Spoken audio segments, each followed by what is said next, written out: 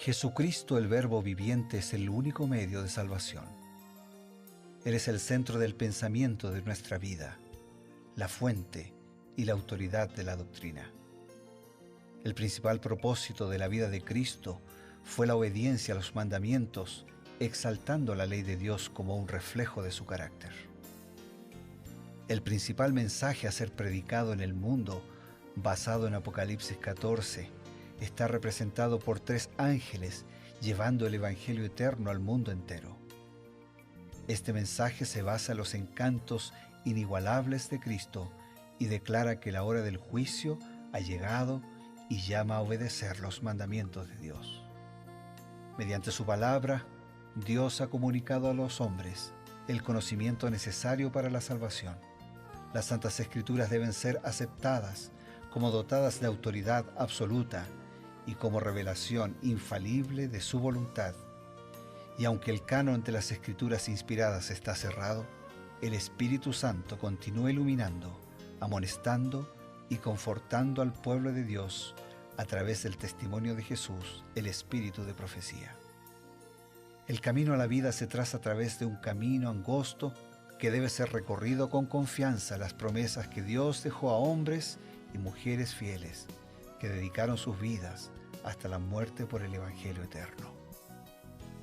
Los fundadores de la Iglesia soñaron con el día en que la revelación sería una realidad en sus vidas. Miraron con los ojos de la fe a aquel día glorioso cuando finalmente la promesa sería cumplida en la venida magistral de Jesucristo a esta tierra para recompensar a cada uno según sea su obra.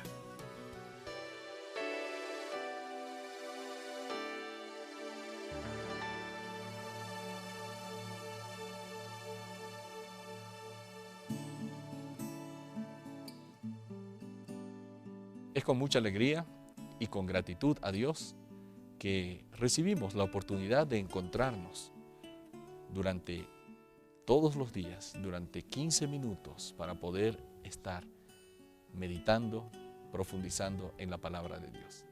Esto es Creed en sus profetas. Y al darles la bienvenida, queridos amigos, también damos una cordial bienvenida a quien cada día nos trae el consejo inspirado. Pastor Bruno Razo, bienvenido. Gracias, Pastor Eber. Y gracias a ustedes también por estar presente todos los días, desde el lugar que puedas, pero juntos para seguir creyendo en los profetas de Dios, para seguir alimentando, fortaleciendo y profundizando el mensaje que Dios tiene para todos nosotros. Hoy nos detenemos en el Salmo 89, les enviamos un abrazo y oramos para que este Salmo siga transformando nuestras vidas. Sin duda, Pastor, y los Salmos nos están ayudando a comprender la extensión de los sentimientos que podemos tener.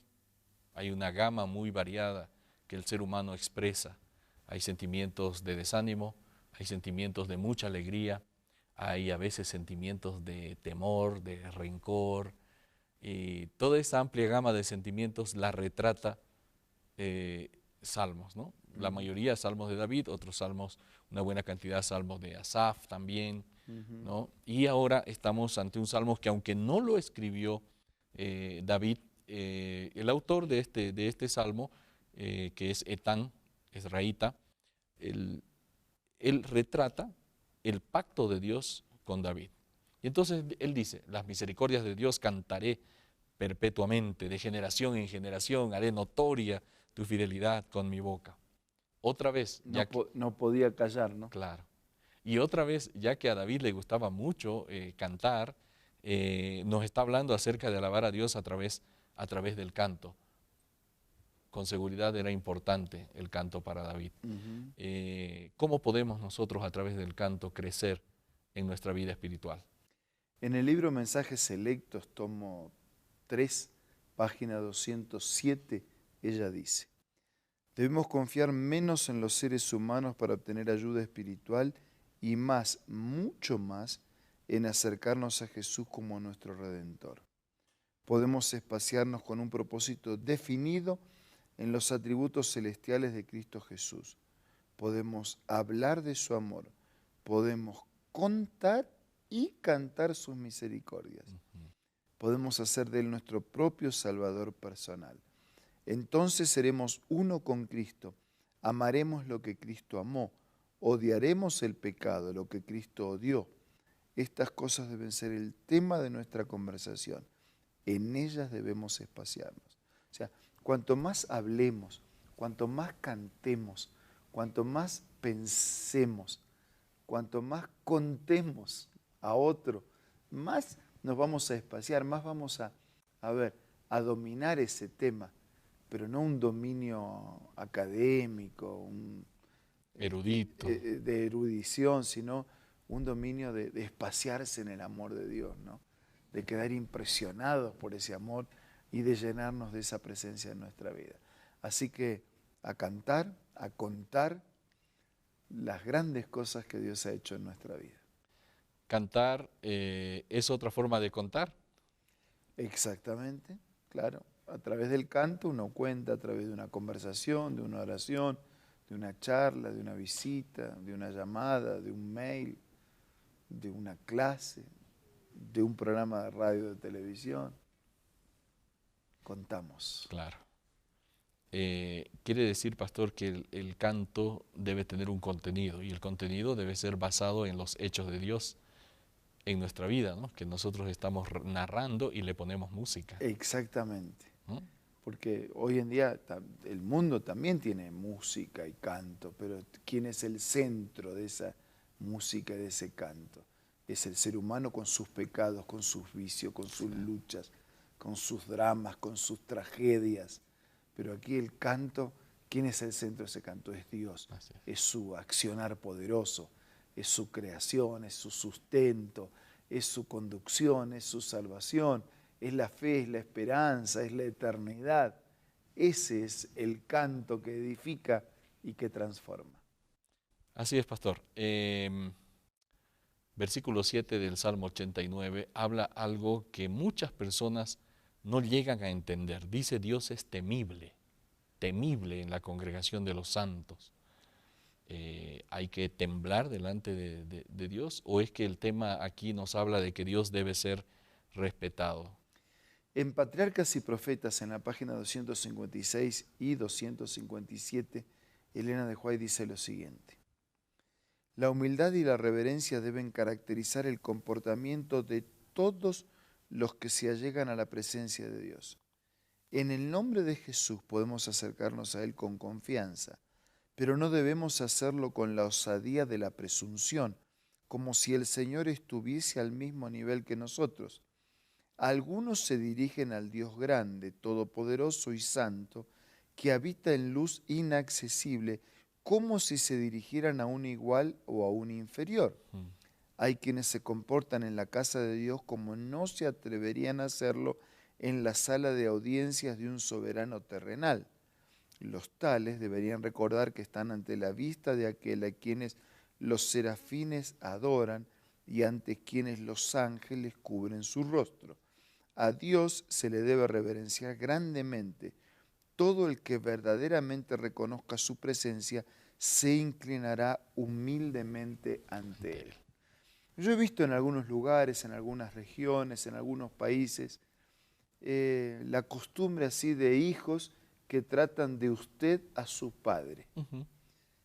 No estoy diciendo que el que lo trata de usted lo respeta y el que lo trata de tú le está faltando el respeto.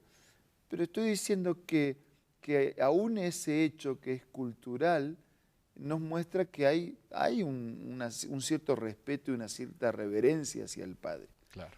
¿Con cuánta más razón a nuestro Padre Celestial, eterno? Entonces, la Biblia está llena de expresiones, incluso hay un lugar donde se lo llama a Dios como papito. No hay problema en que seamos cariñosos con Dios, Claro. que haya intimidad, confianza, pero tiene que haber respeto, tiene que haber reverencia. El mandamiento dice que no puedo tomar el nombre de Dios en vano, no lo puedo tomar a la ligera. Dios es el supremo, el originador del universo, el sostenedor del universo, el sostenedor de mi vida.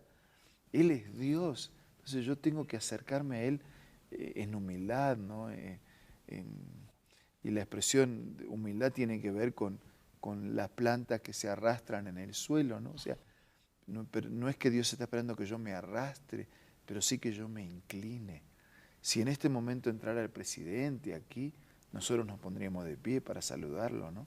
Claro. Pero si entrara Jesús, nos arrodillaríamos. Mi trato para con Dios tiene que ser íntegro en el sentido de reconocer quién es Él y quién soy yo. Y cuando yo lo adoro,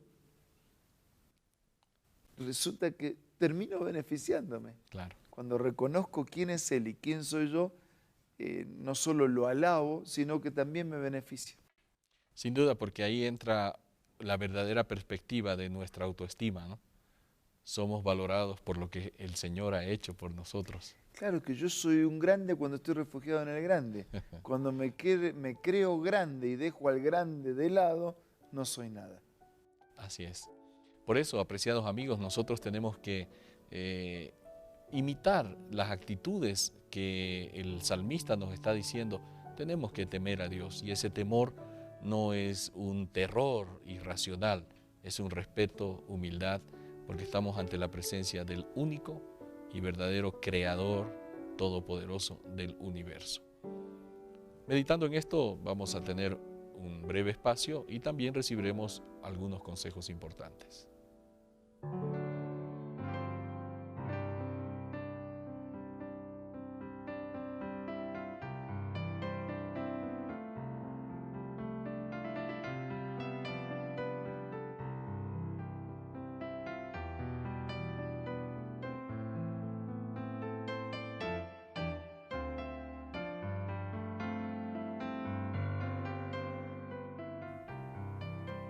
¿Qué tal?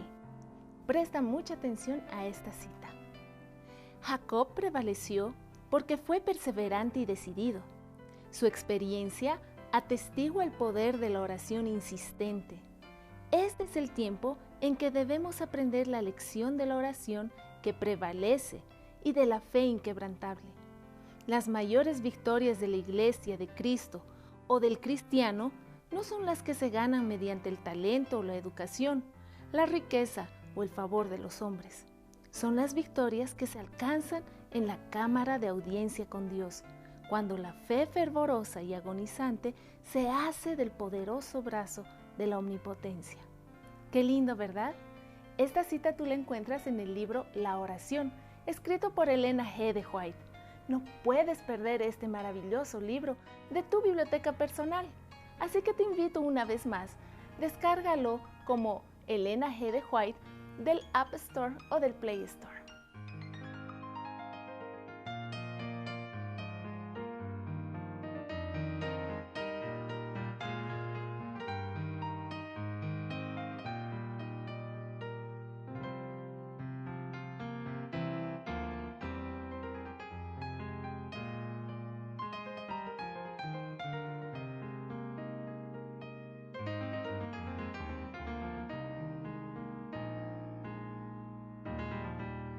Dedicamos estos instantes, como cada día, para ofrecerles una nueva invitación. Solo para recordar que nuestro acercamiento a Dios tiene que ser hecho con respeto, con cariño, con reverencia, aceptando su soberanía en nuestra vida. Y entonces así podemos vivir cada día una vida diferente. Ahora vamos a hablar con Él en la oración. Señor, te pedimos que nos bendigas para que nos aproximemos a ti con respeto, con reverencia, con humildad, con adoración, con servicio, con compromiso. Abraza fuertemente a cada uno de nuestros hermanos y amigos en este día. Oramos agradecidos en el nombre de Jesús. Amén. Amén. Esto ha sido Creed en sus profetas. Nos encontramos el día de mañana a través de la señal de Nuevo Tiempo. Será hasta entonces.